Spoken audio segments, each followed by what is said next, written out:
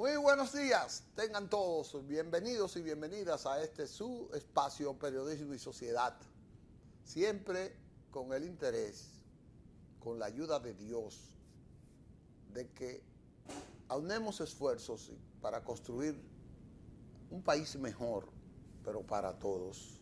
El país que anhelamos todos. Hoy es lunes, el lunes del doctor Alfredo Polanco, el lunes de la medicina, de la orientación en salud. No se lo pierda, en breve con el doctor Alfredo Polanco.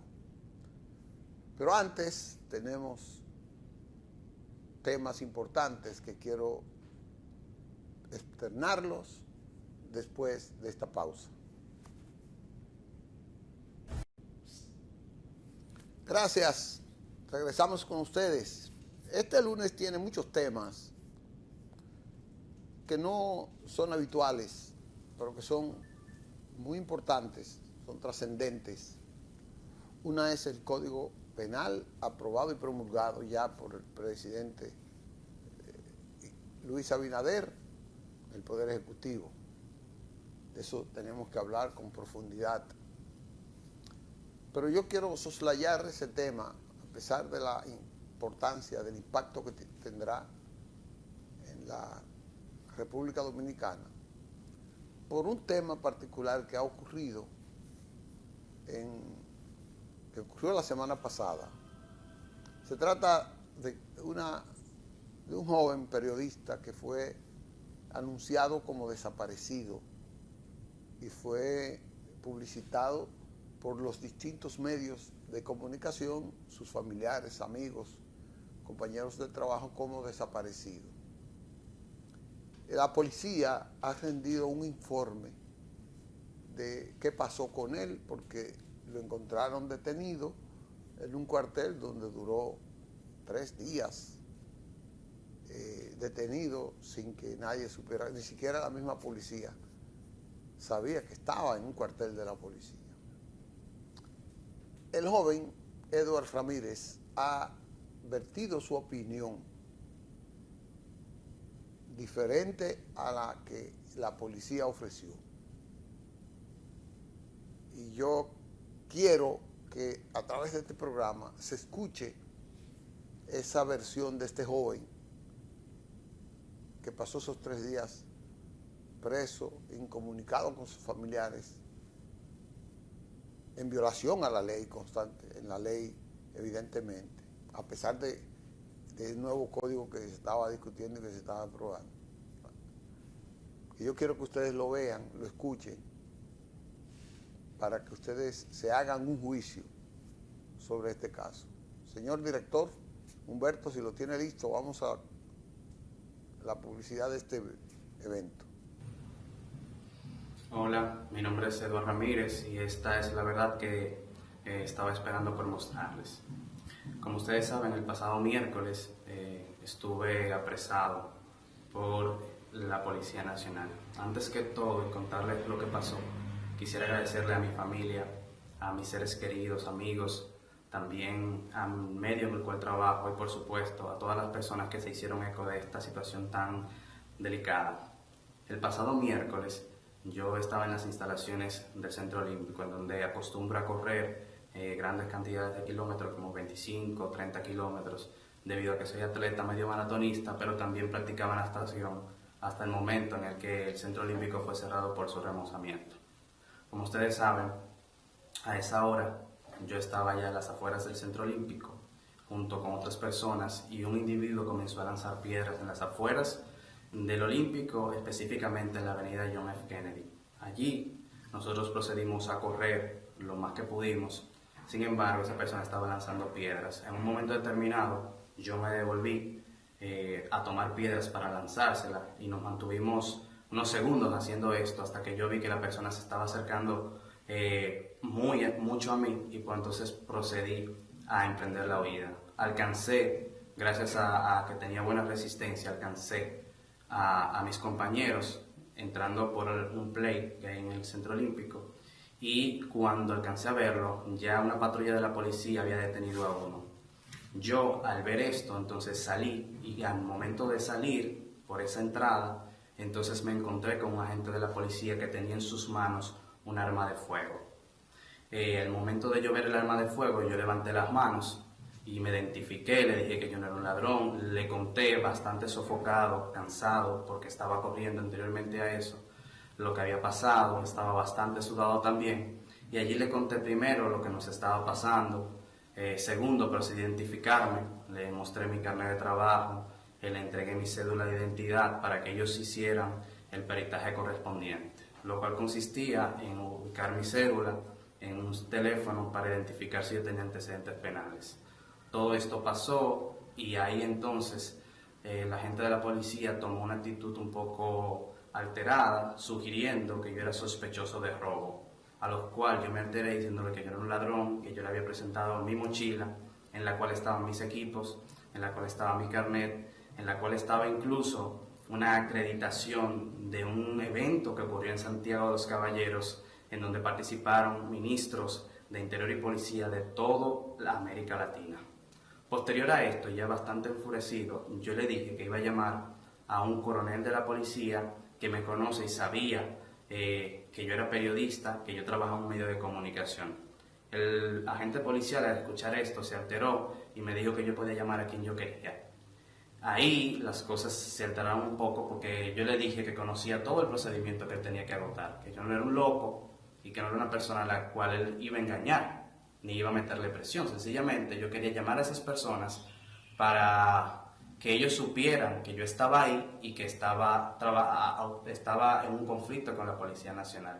Es importante mencionar que todo el tiempo yo me identifiqué como periodista, que mostré mi carnet, que estuve en disposición de presentar mis documentos, que no andaba con ningún tipo de arma de fuego y que fui requisado por la misma Policía Nacional.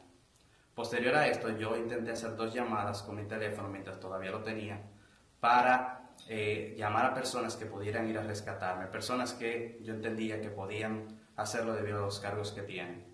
Pero estas llamadas nunca fueron respondidas. Ahí, entonces, luego de un peritaje, ellos procedieron a llevarme al camión que llegó justamente al Centro Olímpico. Ahí me tomaron una foto aproximadamente a las 12:30 de la noche y esa foto, lo posterior a esa foto, me incautaron mi teléfono celular y me subieron al camión.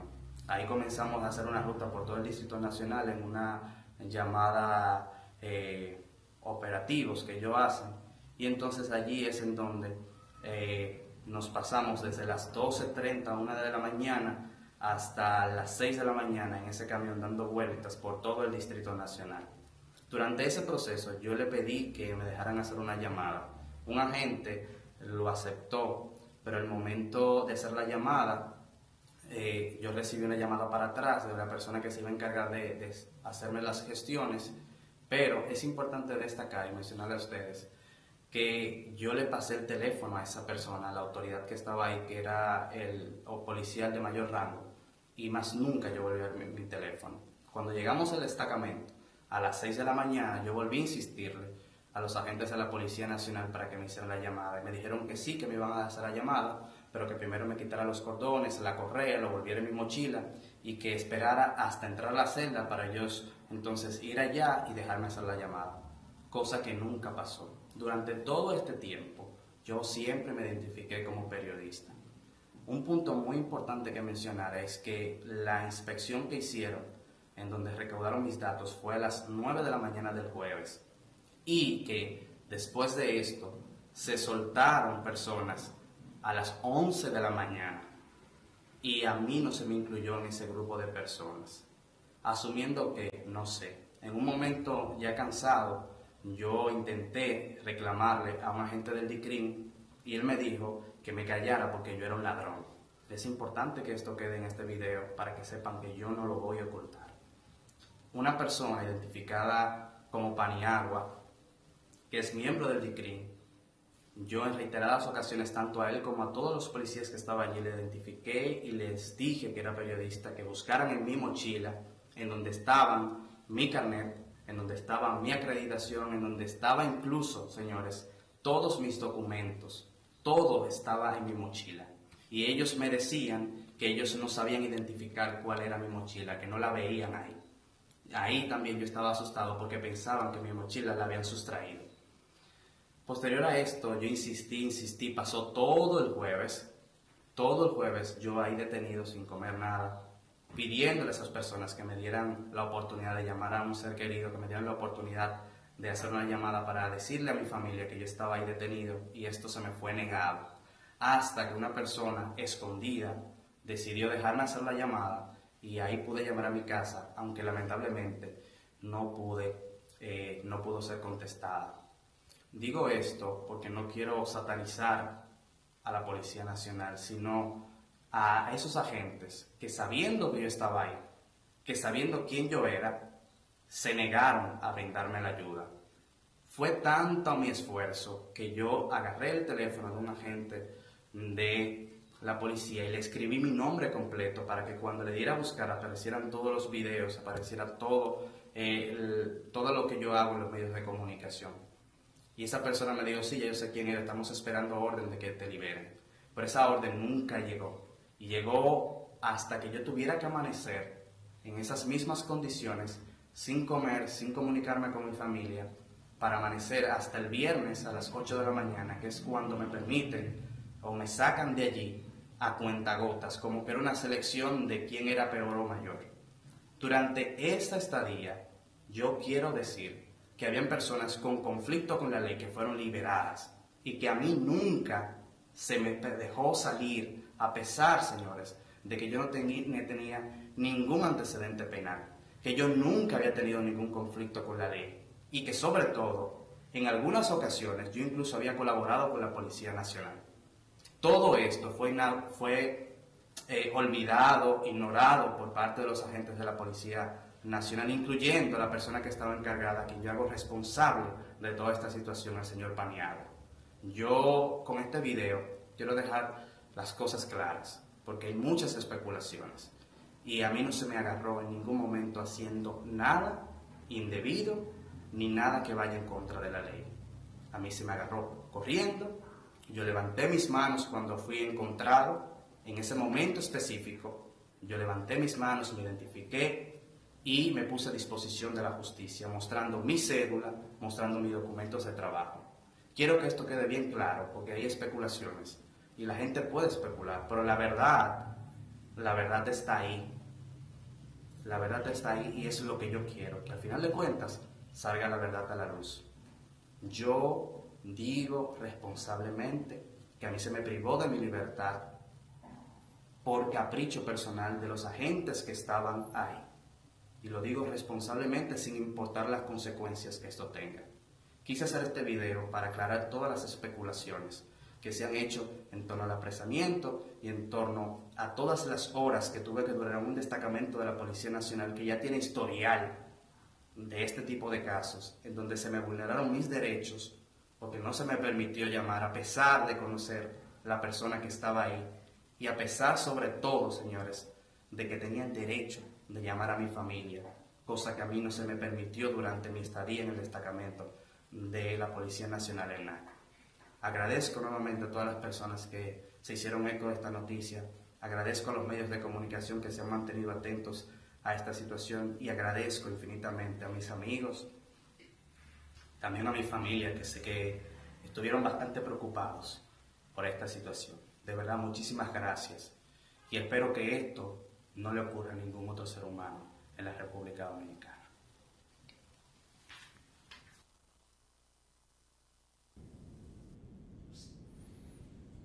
Quise colocar este video porque realmente este gobierno, a través del Ministerio de Interior y Policía y de la jefatura de la policía, están haciendo un esfuerzo extraordinario por modificar la conducta, la operatividad de ese cuerpo del orden. Uno está consciente que por más leyes que se modifiquen, por más modernización que llegue, ahí hay agentes que no van a entender ley, que no van a entender modernidad. Ese cuartel, que ya ha estado involucrado en varios escándalos y que todavía, bueno, hay un policía condenado a 30 años, uno a 12 años, que yo espero para que la policía no cargue con casos como estos, yo espero que este caso sea investigado y que ese comportamiento que le hicieron a este joven, que se lo pueden hacer a cualquiera, a quien involucren con un expediente que ellos inventan, como antes que le ponían droga, que le ponían armas. A este lo acusaron de ladrón sin aparecer a quién le habían robado, sin nada que pudiera juzgar a este joven. Pero lo duraron 3 días sin comer, ultrajado, sin permitirle la comunicación con sus familiares, violando sus derechos.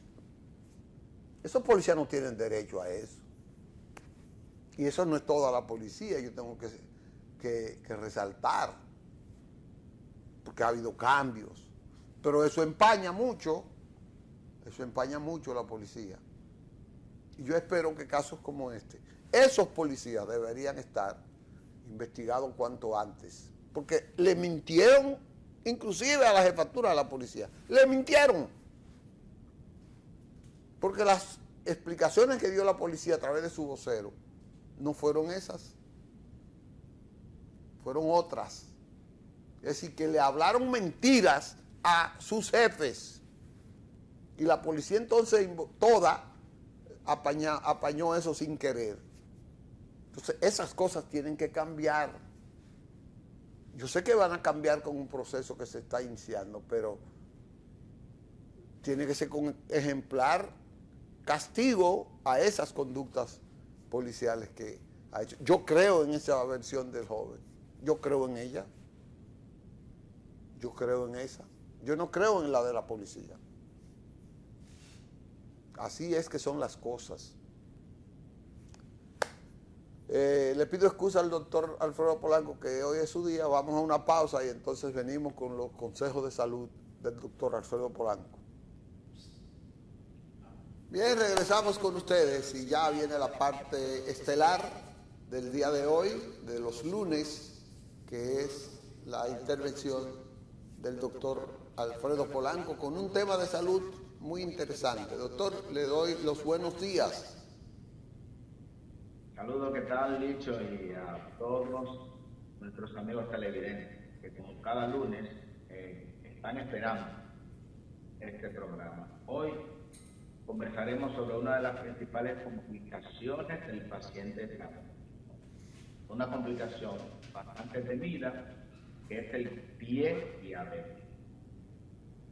La diabetes es una enfermedad que aproximadamente más del 10% de la población mundial la padece. 590 millones de pacientes con diabetes en todo el mundo. Y de esta cantidad de pacientes, aproximadamente el 20% van a presentar esta complicación denominada el pie diabético. Lo primero que tenemos que hacer es el diagnóstico de diabetes. Porque muchas personas, siendo diabéticos, creen que no son diabéticos. ¿Por qué? Porque no tienen ninguna sintomatología. Pero esos pacientes pueden permanecer sin ser diagnosticados 5 años, 10 años o más años. O que han sido diagnosticados, pero el paciente no ha querido aceptar la diabetes. ¿Qué ocurre? En la medida en que este paciente no acepta la condición de diabetes, se van presentando lenta, progresivamente esas complicaciones como la retinopatía diabética, conllevando a ceguera, la nefropatía diabética, conllevando a que el paciente necesite tratamiento de sustitución renal a la diálisis. Y por último, tenemos el mencionado o temido pie diabético. ¿Por qué se produce el pie diabético? Eso es lo que vamos a hablar, cómo prevenir. Lo primero que tenemos que saber, el pie diabético se va a presentar en un paciente diabético. O sea, que usted tiene que aceptar su condición de diabético, porque en la medida en que usted acepta que es diabético, usted va a usar el tratamiento para el control del azúcar mantener unos niveles de azúcar adecuados. Ok. Cuando usted no acepta la costumbre de azúcar, entonces usted no va a usar un tratamiento adecuado. Usted va a tener niveles de azúcar súper altos en 300, 400 y tener escasa sintomatología. O va a tener sintomatología, pero como tiene ese cuadro clínico desde hace mucho tiempo, ya eso se hace para usted algo mágico. El hecho de que usted esté tomando mucha agua, que esté orinando mucho, que tenga picazón, pérdida de peso, usted lo asume como algo normal. O sea, usted, como eso se ha presentado en una gente paulatina, usted no nota ya, usted vive con eso. Ahora, ¿qué ocurre?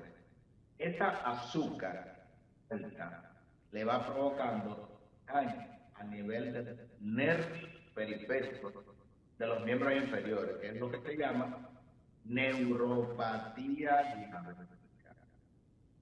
Esa azúcar alta también le va provocando daño a nivel de los vasos sanguíneos de los miembros inferiores, es decir, alteraciones a nivel de las arterias y de las venas de los miembros inferiores, provocando insuficiencia venosa, insuficiencia arterial, y entonces vamos a tener una menor distribución del flujo sanguíneo hacia esos miembros inferiores.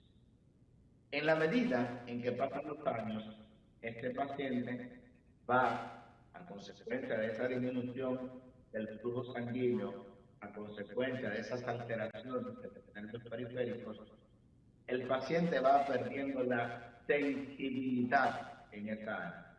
Es decir, el paciente tiene mucho, en principio, hormigueos, puede tener claudicación, por efectos que son la insuficiencia arterial. El paciente va a perder la sensibilidad de los miembros, es decir, el paciente puede en la casa o en el trabajo, producto de calzados apretados, pues que se le hagan ampollas y tener poco dolor, y el paciente se va a descuidar con estas ampollas, luego se le van a hacer pequeñas úlceras. El paciente generalmente lo que va a hacer es que se va a automedicar. El paciente puede tener una pequeña herida o una laceración pequeña en la planta de los pies. Generalmente se automedica o utiliza un antibiótico que el paciente se va a resolver. Tarda 2 o 3 días para ir al médico y cuando llega al médico ya tiene una complicación importante, el denominado pie diabético. En muchos casos, a estos pacientes se les da el chance de ingresar, se les hacen curas periódicas, pero luego se ve que esas curas que se le hacen en el centro de salud, muchas veces, pues, la lesión continúa progresando y progresando. Porque este paciente tiene un sistema vascular detectado, un sistema nervioso deteriorado, un paciente que generalmente está descompensado metabólicamente, porque el tratamiento en conjunto debe de ir de la mano de una compensación metabólica de la diabetes. No es solamente que se cure el pie, sino que este paciente mantenga niveles de glicemia adecuados, y así vamos a tener una evolución satisfactoria. En muchos casos, estas heridas o estas lesiones del pie, o en la mayoría de los casos, usted va a ver que para cicatrizar por completo, eso tarda entre 26 a 28 semanas. Oiga bien, más de medio año para curar un pie diabético. En otros casos, la lesión sigue progresando, aunque se esté curando. Entonces, ¿qué ocurre? Haya un daño irreversible del pie. Entonces, haya que amputar un dedo, haya que amputar el pie, haya que amputar la pierna completa y entonces tenemos ya a un paciente común. Es decir, aproximadamente el 20% de los pacientes diabéticos van a presentar lo que se llama el denominado prediabetes. ¿Qué ocurre? Este paciente que tiene que estar curándose perfectamente ya es un paciente que laboralmente no puede hacer su trabajo. O sea, es un paciente que tiene que desintegrarse de lo que es la vida productiva y ya tiene que ser mantenido por los familiares o tiene que tener licencia, etcétera. Entonces, ya ustedes pueden ver la carga económica, la carga laboral que representa un paciente con el denominado pie diabético. Lo que ocurre que muchas veces cuando este paciente se amputa, entonces eso trae como consecuencia un aumento en lo que es la mortalidad. Ahí vienen complicaciones psicológicas como es la depresión. Este paciente se deprime, pues ya tiene un miembro menos. Pacientes, hemos visto muchos pacientes de menos de 40 años con intubación completa o supracondilia del miembro inferior izquierdo, miembro inferior derecho. Y muchas veces usted ve a esas personas amputadas en la calle y usted piensa que fue por un accidente de tránsito. No, la mayoría de los amputados en todo el mundo corresponden a pacientes diabéticos, sobre todo pacientes que no han tenido un cuidado adecuado de la comida. ¿Se puede prevenir el pie diabético? Claro que sí. Vimos lo primero. Generalmente son pacientes diabéticos de larga data, más de 5 a 10 años siendo diabéticos. La mayoría de pacientes no llevan un tratamiento adecuado o son pacientes que han ignorado su condición de diabetes. Se le diagnosticó la diabetes, pero dice que ser adictos a las pastillas para la diabetes o a insulina, y al cabo de meses o años ya vienen las complicaciones clínicas de la diabetes. Si usted es diabético, lleve su tratamiento adecuado, dieta adecuada, ejercicio, tiene que dejar de fumar, porque el tabaco está involucrado grandemente a lo que es el pie diabético. Debe de llevar, como dijimos, una dieta saludable y debe de tener prácticas de ejercicio. Control estricto de la presión. ¿Por qué? Porque en la medida en que esté hipertenso y descontrolado, pues ese paciente es más propenso a las complicaciones del pie diabético. Niveles de colesterol adecuados es bastante importante, y con estas medidas usted puede minimizar la posibilidad de tener un pie diabético. En sentido general, lo más importante es que usted acepte su condición de diabetes. Hemos tenido casos en pacientes que se le ha propuesto amputación de un dedo, no lo aceptan porque no quieren tener un dedo menos. ¿Qué ocurre? Esa lesión sigue subiendo, extendiendo, ya se le propone la amputación del pie, el paciente no lo acepta, se le propone la amputación de la pierna y después hay que amputarlo por encima del muslo. Son pacientes que pudo haber evitado esa situación. Por eso nosotros exhortamos al paciente que tenga cualquier mínima lesión a nivel de los pies, acudir inmediatamente al médico especialista en el área.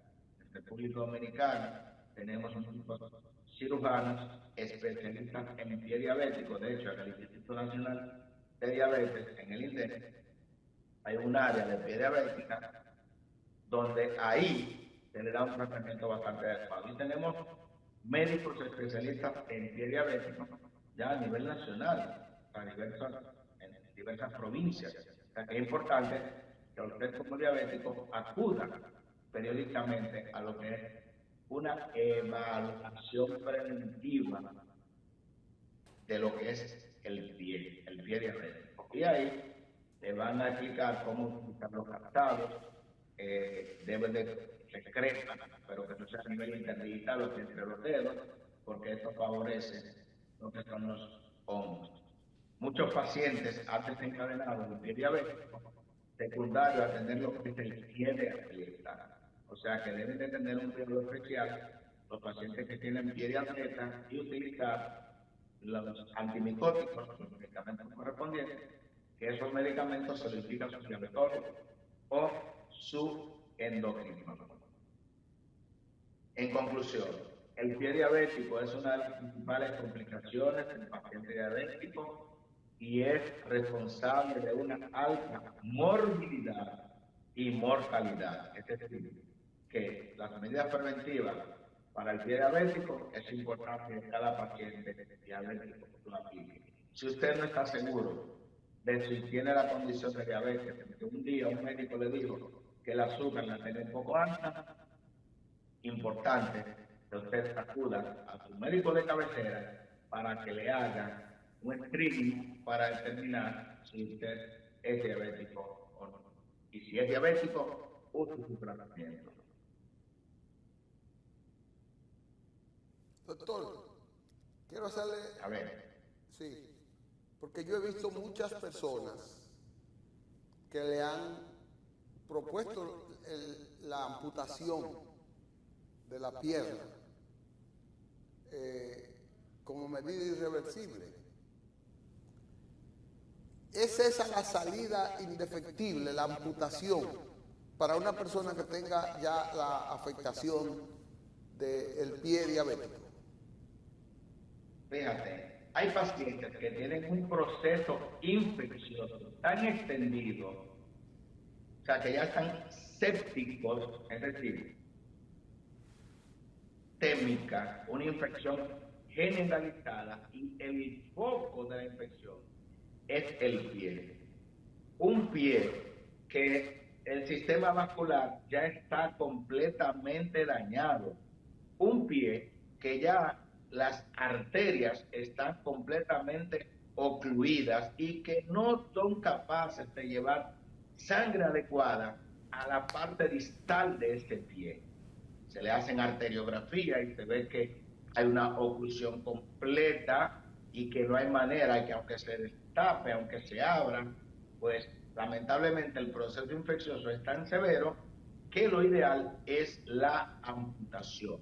He visto a personas que lamentablemente han perdido la vida por negarse a la amputación. O sea que generalmente cuando se decide una amputación es en acuerdo con varias especialidades. Por ejemplo, está el cirujano general, el cirujano vascular, está el infectólogo, está el endocrinólogo o diabetólogo, y se toma la conducta generalmente en conjunto. O sea que generalmente no es un solo médico que toma la conducta de una amputación en la mayoría de los casos. Bueno, ojalá que alguien, está el teléfono ahí, por si algún televidente quisiera hacerle alguna pregunta al doctor sobre este caso del pie diabético. No se escucha ahora aquí. No se está escuchando. No. A ver si le hacen, si algún televidente quisiera hacerle alguna pregunta al doctor.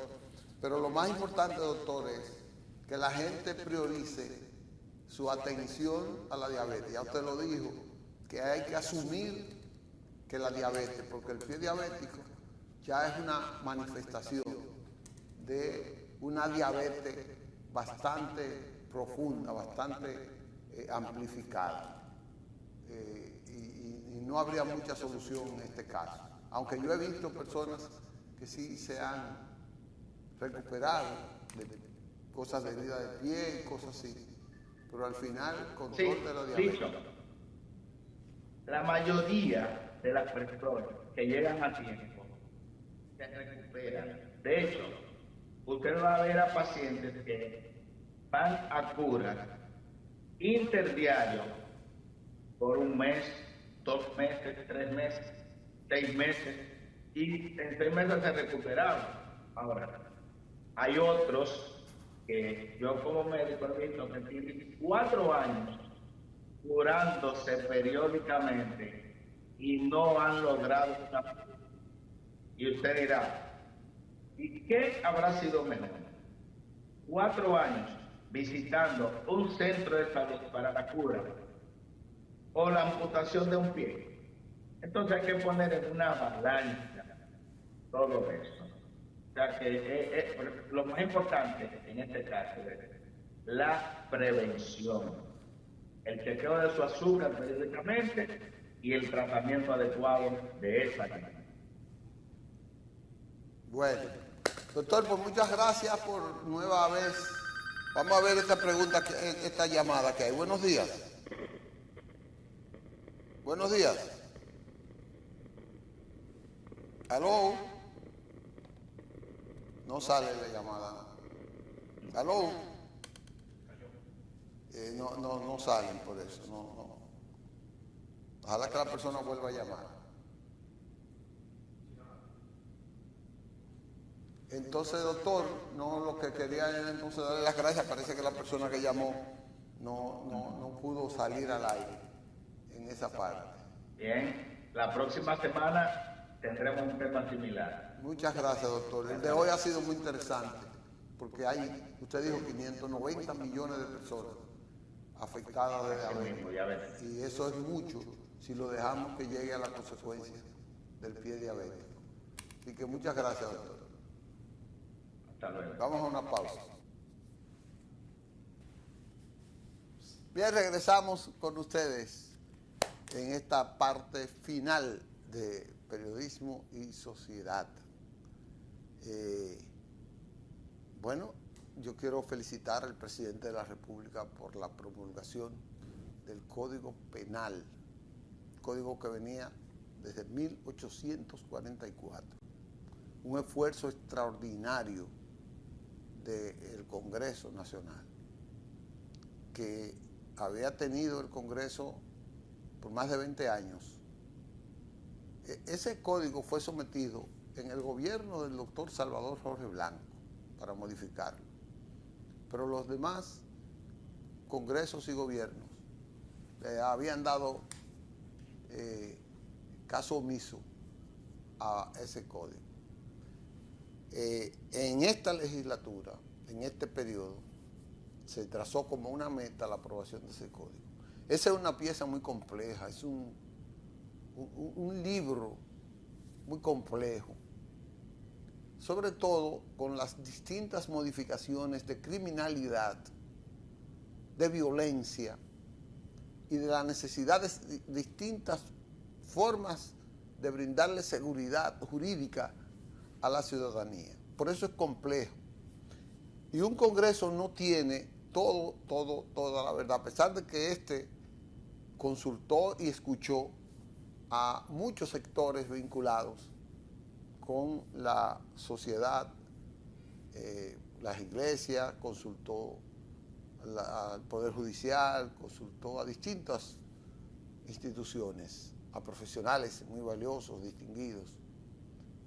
Y al final llegaron a una conclusión que, repito, como decía Alfredo Pacheco, no es ni el consenso de la sociedad, ni es el código perfecto, pero fue un gran paso y es la mejor obra que ellos han podido evacuar en el tiempo en que tenían para eso, porque si lo dejaban de ahí, el código se iba a caer y vamos a tener, no se sabe, qué tiempo más, cuántos años más para volver a tener un código a la altura que lo tuvimos ahora.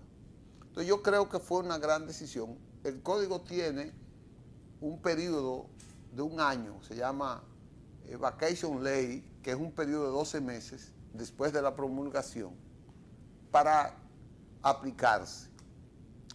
Muchísimos sectores tienen ese espacio para poder aportar algunas diferencias que tiene. Yo tengo diferencias con él, muchas cosas ahí. No voy a aportar nada, solamente a hablar de las cosas que yo creo que debieron ser modificadas. Pero más adelante en este programa vamos a analizar ese código. Yo lo tengo aquí, la ley. Ayer el gobierno la distribuyó a todo el mundo y el Congreso.